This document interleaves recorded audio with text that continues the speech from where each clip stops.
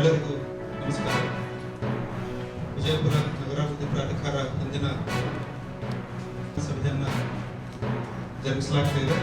ಈ ಸಭೆಗೆ ಆಗಮಿಸಿದಂತಹ ರೀತಿಯಾಗಿ ವಿಜಯಪುರ ನಗರ ಶಾಸಕರಾದಂತಹ ಸನ್ಮಾನ್ಯ ಶ್ರೀ ಬಸನಗೌಡ ಪಾಟೀಲ್ ಯತ್ನಾಳ್ ಸರ್ ಅವರಿಗೂ ಹಾರ್ದಿಕವಾಗಿ ಸ್ವಾಗತ ಮಾಡೋಣ. ಕ್ಷೇತ್ರದ ಶಾಸಕರು ಅವರಿಗೂ ಕೂಡ ಹಾರ್ದಿಕವಾಗಿ ಸ್ವಾಗತ ಮಾಡೋಣ.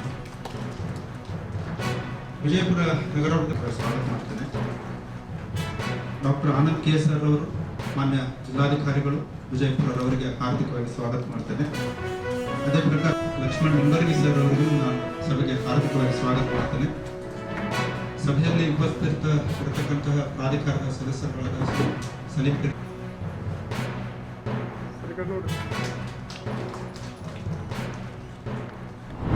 ರಾಜ್ಯದಲ್ಲಿ ಬಹಳ ಜನ ಪ್ರಾದೇಶಿಕ ಪಾರ್ಟಿ ಬಹಳ ಜನ ಇದ್ದಾರೆ. ನಾನು ಬಹಳ ಜನ ಜೊತೆ ಇದ್ದೇನೆ. ಸನ್ಮಾನ್ಯ ಗಂಗಲ್ ಹನುಮಂತಯ್ಯನವರು ಶಿವರಾಜ್ ಪಾರ್ಟಿ ಕಟ್ಟಿದ್ರು. ಅವರು ಸಹ ಗೆಲ್ಲಕ್ಕಾಗಲಿಲ್ಲ. 2 ಬಾರಿ ರಾಜ್ಯದ ಮುಖ್ಯಮಂತ್ರಿ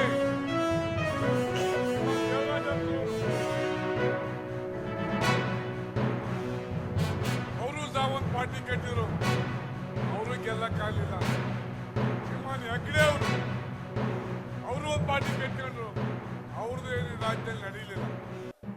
ಆದ್ರೆ ಶ್ರೀಮಾನ್ ದೇವೇಗೌಡರು ಯಾಕೆ ಬಲಿಷ್ಠವಾಗಿ ಪಾರ್ಟಿ ಉಳಿದೈತೆ ಅಂದ್ರೆ, ನಿಮ್ ಜೊತೆ ರೊಟ್ಟಿ ಇಟ್ಟು ತಿಂದು ಊಟ ಮಾಡಬಾರ್ದಂತ ಪಾರ್ಟಿ ಇದು. ಐಚಿರಾಮ್ ಜೀವನಕ್ಕಲ್ಲ, ರೊಟ್ಟಿ ತಿನ್ನಂತ ಪಾರ್ಟಿ.